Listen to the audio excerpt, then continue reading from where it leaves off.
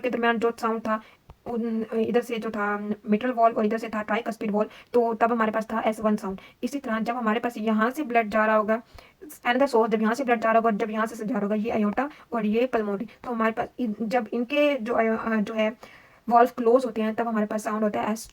S2 sound आ रहा होता है। और यहाँ पर अगर हम देखें S2 साउंड, तो